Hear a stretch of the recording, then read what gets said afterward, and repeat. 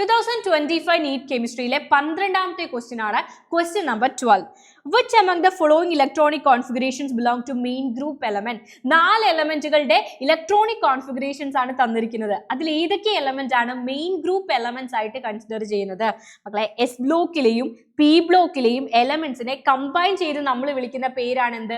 Main group elements എന്നും അല്ലെങ്കിൽ representative elements എന്നൊക്കെ ഇവരെ നമ്മൾ വിളിക്കാറുണ്ട്. സോ ഇതിൽ ഏതൊക്കെ ഇലക്ട്രോണിക് കോൺഫിഗറേഷൻസ് ആണ് എസ് ബ്ലോക്കിലും പി ബ്ലോക്കിലും വരുന്ന ആളുകളുടെ എന്ന് ഐഡന്റിഫൈ ചെയ്താൽ മതി നിങ്ങൾ. സോ ആദ്യത്തെ നമുക്ക് നോക്കാം.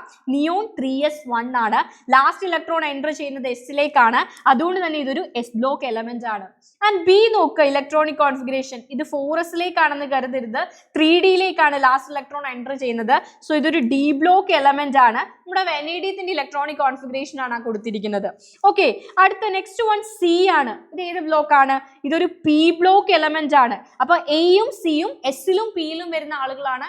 എയും സിയും മെയിൻ ഗ്രൂപ്പ് എലമെന്റുകളാണ്. വേറെ ആരെങ്കിലും ഉണ്ടോ എന്നും കൂടി ചെക്ക് ചെയ്യാം.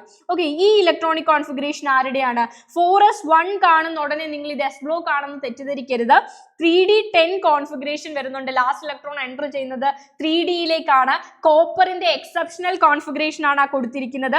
സോ ഇതൊരു ഡി ബ്ലോക്ക് എലമെന്റ് ആണ്.